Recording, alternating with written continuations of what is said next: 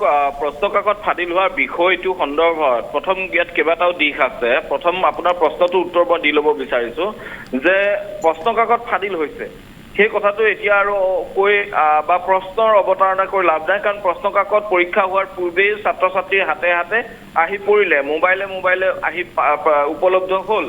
গতিকে সেই কাৰণতে ইতিমধ্যে প্ৰশ্ন কাকত ফাদিল হোৱাৰ কথাটো আহি পৰিলে।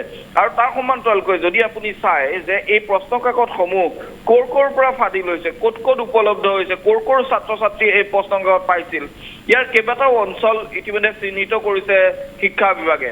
আৰু সেই চিহ্নিত কৰা প্ৰায় 10টা স্থানৰ পৰা এনেধৰণৰ প্ৰশ্ন কাকত সকলোৰে হাতে হাতে পোৱাৰ এটা তথ্য আৰক্ষীৰ হাতলৈ আহিছে। এতিয়া বিভিন্ন জিলাত প্ৰায় 10টা গোচৰ ৰুজু কৰা হৈছিল এই ঘটনা সন্দৰ্ভত, আৰু স্থানীয় শিক্ষা বিভাগৰ শিক্ষা বিষয়াই সেই গোচৰসমূহ ৰুজু কৰাৰ এটা পোষকতা কৰিছিল আৰু তেওঁলোকে বহুকেইজনে FIR দিলে।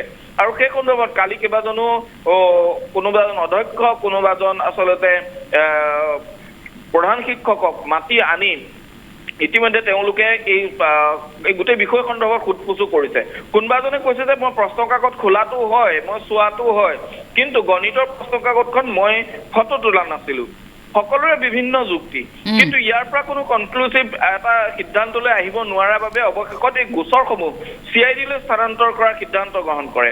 ইতিমধ্যে শিক্ষা বিভাগৰ নিৰ্দেশ মৰ্মে CIDয়ে এটা গোচৰ ৰুজু কৰিছে যোৱাকালি, আৰু 6/2025 নম্বৰত এই যিটো গোচৰ, সেই গোচৰটো ৰুজু কৰি অসমৰ বিভিন্ন প্ৰান্তত থকা যিসমূহ এই প্ৰশ্ন কাকত ফাদিল সন্দৰ্ভত উচ্চতৰ মাধ্যমিক প্ৰথম বৰ্ষৰ প্ৰশ্ন কাকত ফাদিল সন্দৰ্ভত যিমানখিনি গোচৰ ৰুজু হৈছে সেই গোচৰসমূহ সকলো একত্ৰিত কৰি CIDত এটা গোচৰ হিচাপে আগবঢ়োৱাৰ সিদ্ধান্ত কৰা হয়।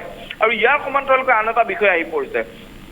কথাটো হ'ল যে যিসমূহ প্ৰশ্ন কাকত ফাদিলৰ অভিযোগ উত্থাপন হ'ল সেই কাৰ মোবাইলত আছিল, যে দেখা পোৱা গৈছে ইয়াৰ পূৰ্বে ঠিক একেধৰণৰ এটা গোচৰ ৰুজু কৰি পূৰ্বতে প্ৰশ্ন কাকত ফাদিলৰ সন্দৰ্ভত CIDয়ে এটা তদন্ত কৰিছিল, আৰু তদন্তত প্ৰধান শিক্ষককে ধৰি মাজুলীৰ এজন শিক্ষক, এনেধৰণে এটা বৃহৎ চক্ৰ, ডিব্ৰুগড়ৰ কেইজনমান ছাত্ৰ, এনেধৰণে সকলোকে গ্ৰেপ্তাৰ কৰিছিল।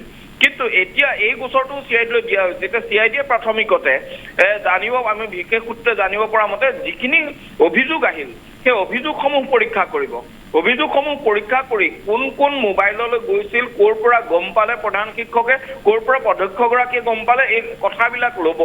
তাৰ পিছতহে তদন্তৰ যিটো আচল প্ৰক্ৰিয়া ইনভেষ্টিগেশ্যন, সেই ইনভেষ্টিগেশ্যন পাৰ্টটোলৈ তেওঁলোক যাব। এতিয়া তথ্যসমূহ সংগ্ৰহ হ'ব আজিৰ পৰা সকলোকে মাতি অনা হ'ব, সকলো জিলাৰ পৰা তথ্যসমূহ CIDলৈ স্থানান্তৰ কৰা হ'ব।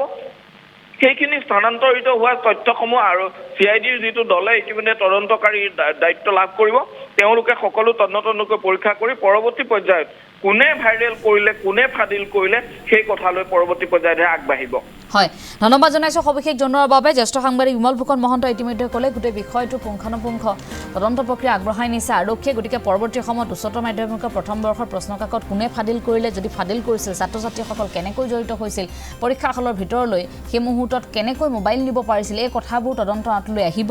গতিকে এই কথাখিনি আৰক্ষীয়ে জানিবৰ বাবে চেষ্টা কৰিছে। পৰৱৰ্তী সময়ত তদন্ত প্ৰক্ৰিয়া সবিশেষ আমি আকৌ এবাৰ উল্লেখ কৰিম।